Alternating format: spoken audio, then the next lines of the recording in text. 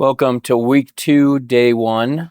We have finally hit week 2, and in this week, our volume is going up just slightly for every body part for the whole week. So basically, what's happening today is we're adding one set for shoulders, one set for chest, and one set for triceps. And then we'll be doing the same thing on the next day of this, which I believe is going to be on Thursday. So that'll be a total of 16 sets for this entire week for each body part.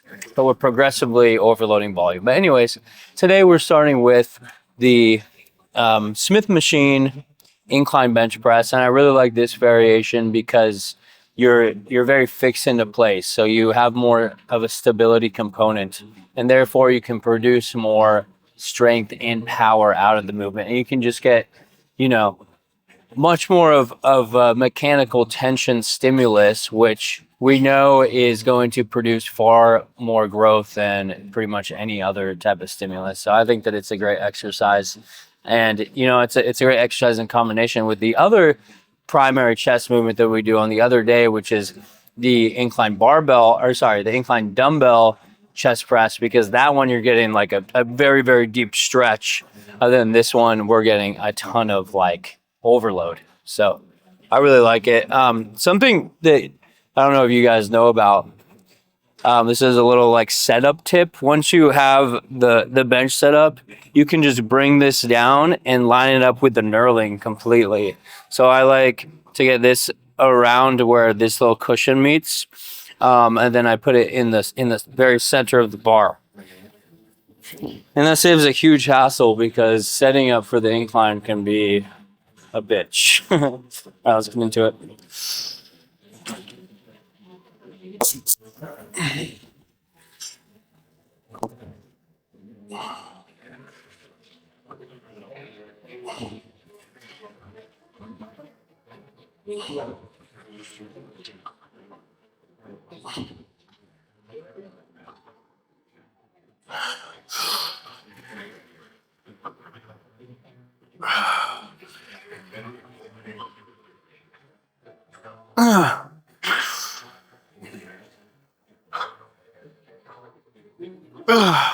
One more.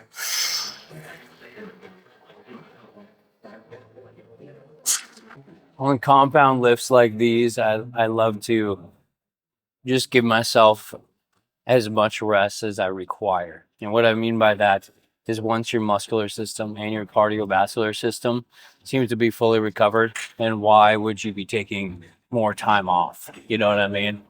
And that, for me, on a lift like this, seems to be around 2 to 3 minutes. Something like a squat or a deadlift would probably take 3 to 5, but on this one it seems to be 2 to 3. So whenever I feel like I'm ready to go and my breath isn't too high, whenever I'm not still out of breath, then I'm those are two good proxies for knowing when it's time to hit it again.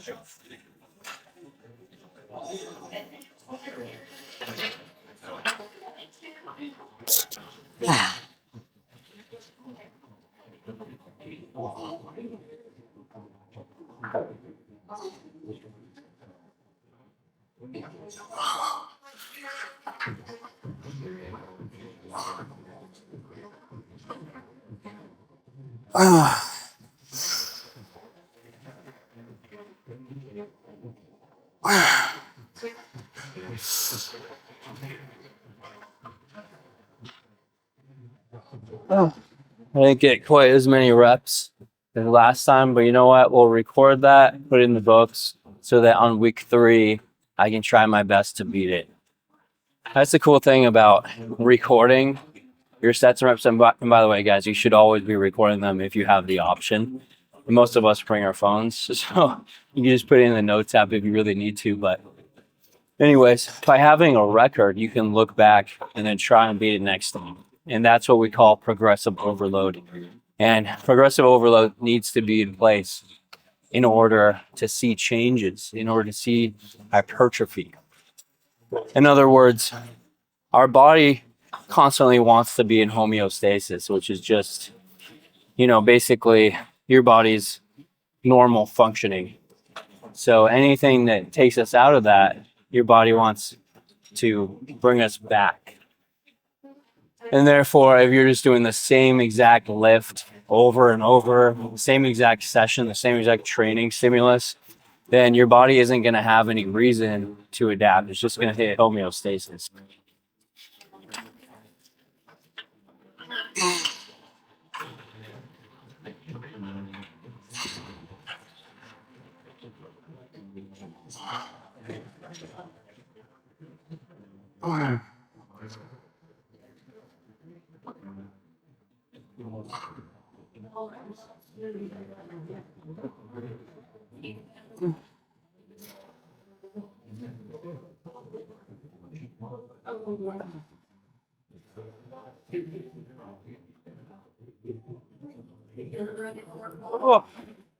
Next, we're doing the barbell upright row.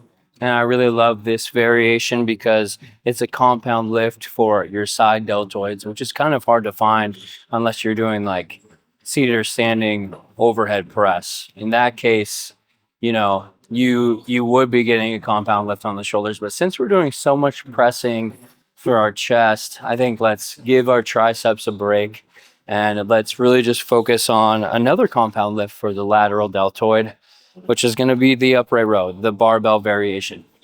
Last week, I did 60 pounds for all 4 sets. So this week, we're upping it to 70 to get some progressive overload. I'm going to try for the same amount of repetitions.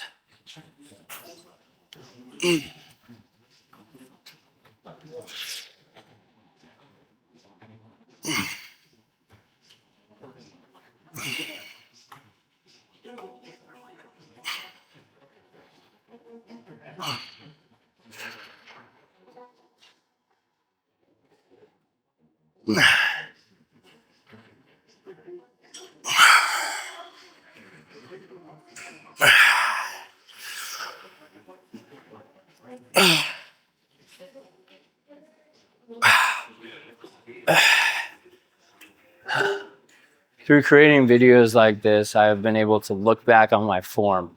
It's a great record, just like writing down something in a journal or, you know, on your phone app, or having the program that you can download in the description where you can, you know, put it into Google Sheets. Recording yourself is in the same vein. I mean, you can look back and see the sets and reps that you did and hopefully the weight that you did. But beyond that, you can even see your form, your technique, your tempo, stuff like that. And by looking back, I realized that on a lot of my movements, I should be slowing it down and really focusing. And I think that my technique is good, but my tempo and how much I'm pushing myself towards the end could be better. So let's enact it in this set number 2. Barbell upright row. Really slow down that eccentric.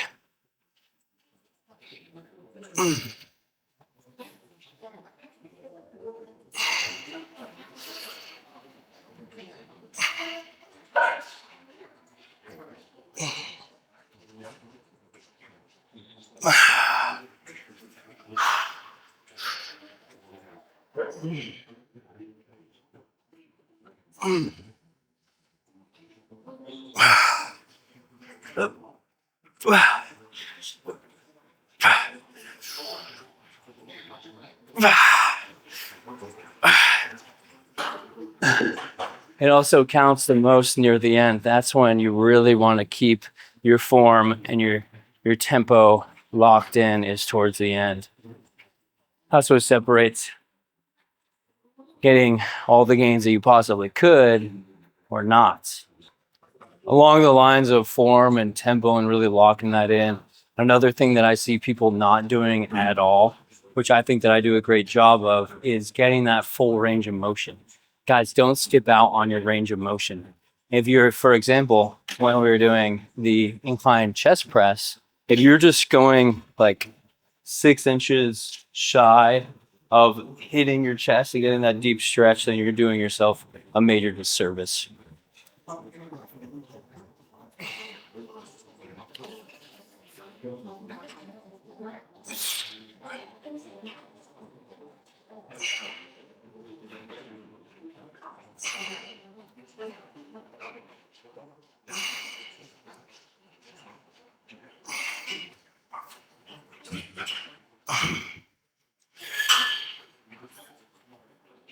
Said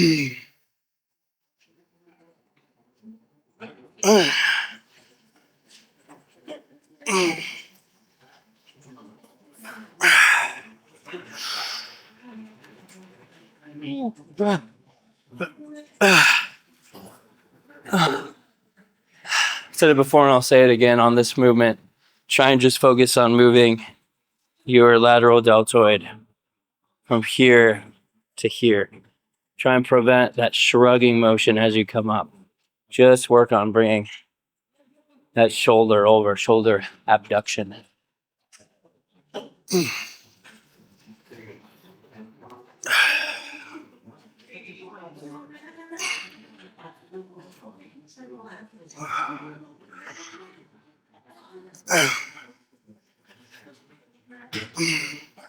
You should be able to feel it in your lateral deltoids as you do the eccentric or the lowering phase of the movement.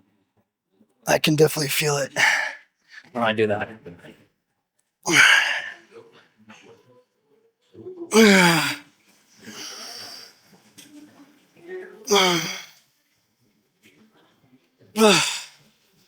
This is another one of those movements that has been increased in terms of volume. Last week we did 3 sets. This week we are doing a total of 4 sets for this particular exercise in this particular day. And that's because with this in combination with the barbell upright row, we're hitting 8 sets, and we're gonna do the same thing for our side delts on Thursday for a total of 16 this week. Now I'm actually gonna stick to the same weight for this because I like to keep the weight for this exercise relatively low. I'm more so just focusing on getting some additional volume without overworking myself too much. And since we're already adding another set in for side laterals, I don't feel like it's necessary to push the weight too hard. Maybe next week we'll go up. We'll see how I feel.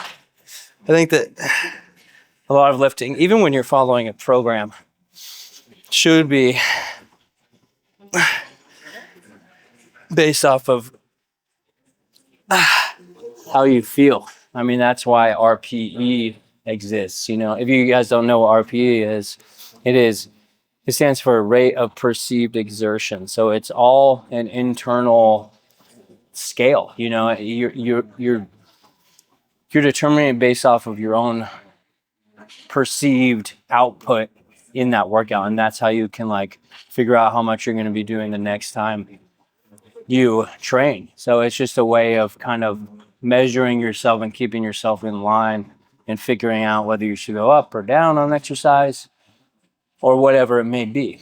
So I think that like us humans were living organisms, so there's no like cookie cutter, I hate that phrase, but there's no like one size fits all to this.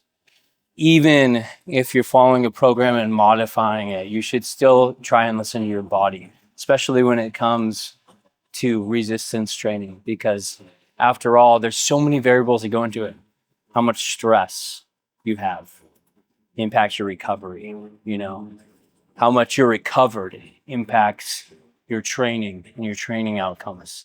How much you put into every training session impacts your recovery and impacts how much you're going to get out of the gym.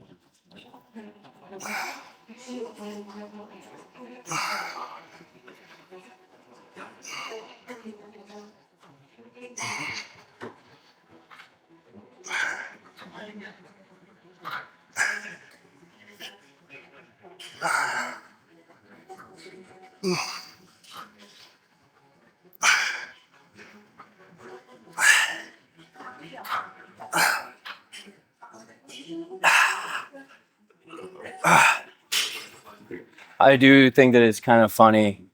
The shoulder joint is a ball and socket joint, meaning that it can move in every plane of motion. I mean, you can literally do like circles with your shoulder.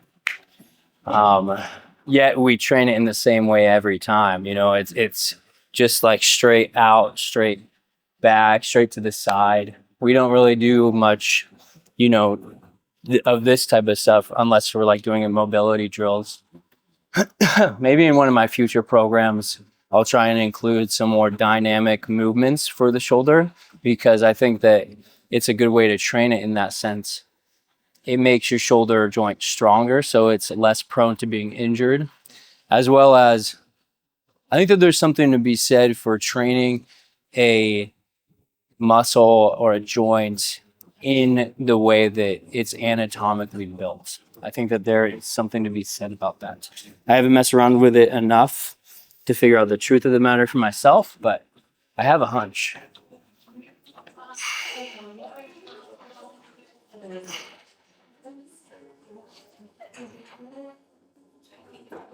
I try not to let my wrist tilt in as much if I can help it.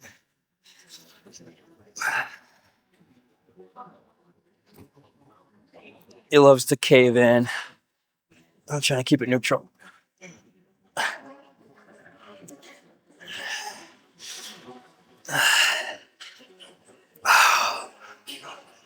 You notice I'm moving my back down and up a little bit. I think that's okay as long as you're not relying on it too much. But even then, I probably shouldn't be doing it as much as I am.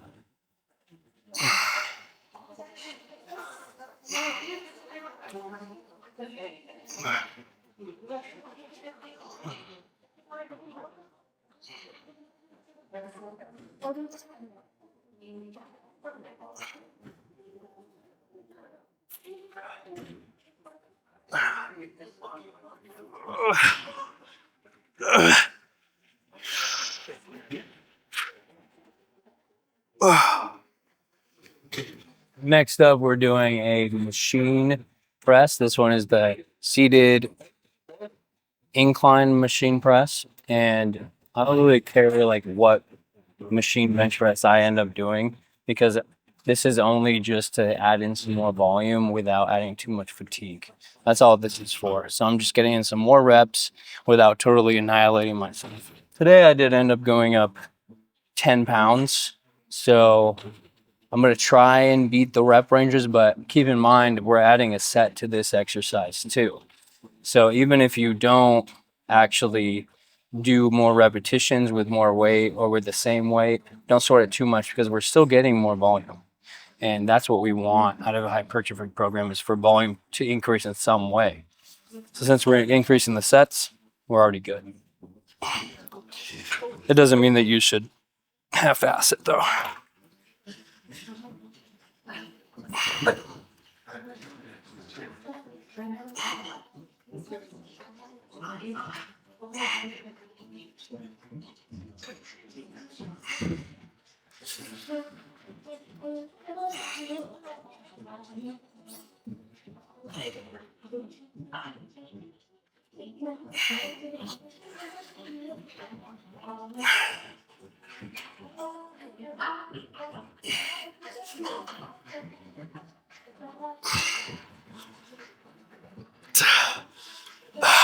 Oh, would you look at that? I ended up getting more reps with more weight, and we're doing more sets. Hell yeah.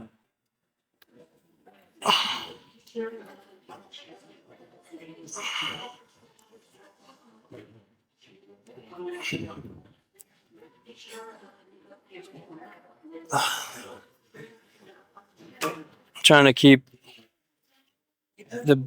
my shoulder blades on the pad as much as possible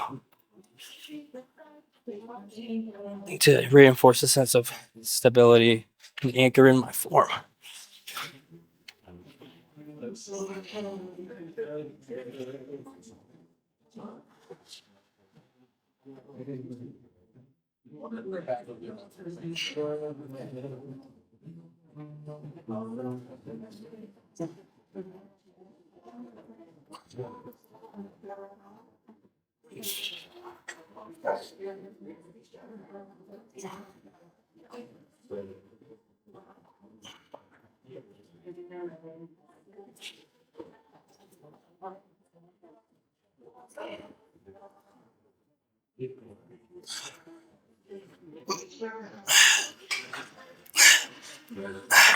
You'll notice that I do partials at the end of most of my lifts, and that's just to get out every last bit of intensity that I can. That's just to squeeze out every single rep and make sure that I'm getting pretty much to um, muscular failure, because that's kind of what we want. We want to be within that 0 to 3 reps shy of muscular failure to maximally stimulate growth. So by doing partials at the end, that you can't complete a full rep, and therefore that you've hit that threshold of where you want to be. Okay, we're finishing off chest with 2 sets of the machine chest fly. I really like this movement because you can just focus on getting a maximal stretch in your chest without having the added influence of the elbow joint. So you're just focusing on getting that stretch. It's kind of a nice change of pace when all the other movements that we're doing are compound. This one really focus on getting all the way back, because that's the benefit of this exercise. It's that stretch.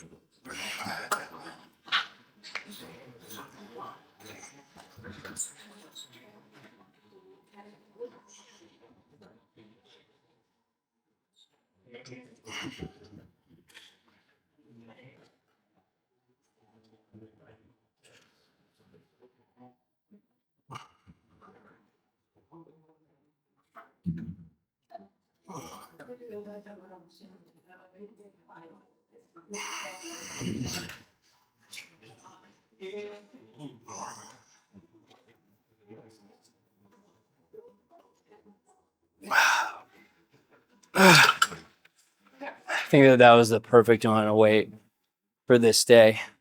I like 12 or 13, I think, repetitions with pretty good form, I'd say. And that's around where I want to be. I don't want to go too heavy on this. This one's kind of just to get a good pump and just feel that stretch, like I said. Okay, last set for the chest. Let's finish strong.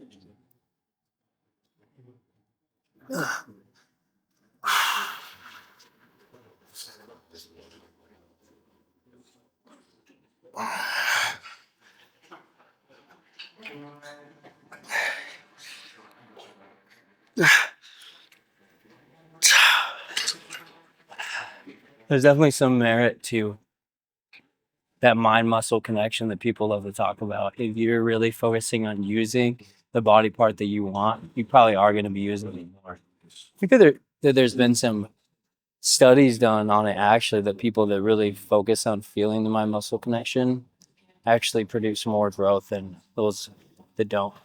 All right, we're finally on triceps, which is going to finish off our week 2, day 1 push day. Finishing off with some triceps. I love to finish with triceps instead of starting with triceps, because you don't want to be too fatigued for your chest training.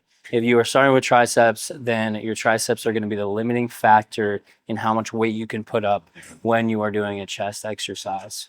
And when you're doing triceps last, it's just, it's a better way to do it, because when you're putting triceps last, triceps don't require as much energy as something like your chest does. It just doesn't. It's not as large of a muscle group, and it can't produce as much force, and therefore doing it last, it just works better physiologically. So that's why I'm doing it. And I think I already mentioned this, but I like using the bar attachment. I'm sure there'll be a day when I do the rope, but the bar just feels more stable to me.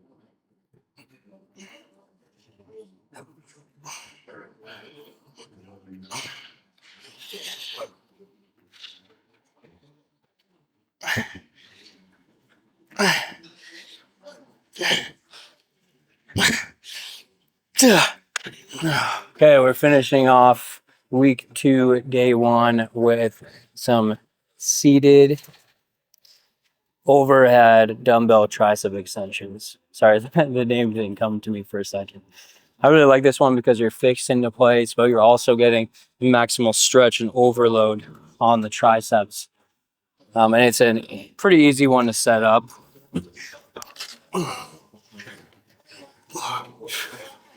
Try and keep your elbows as in as possible. You don't want them flaring out too much.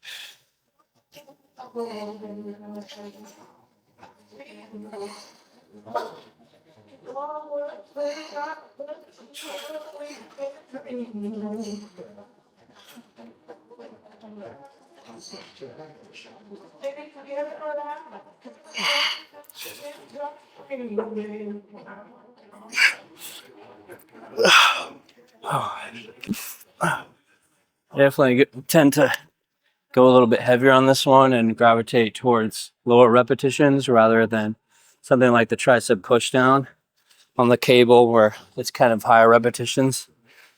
I just think with this one, you have more freedom to do so because of the nature of the exercise, how it's set up, how you're using one dumbbell, everything like that.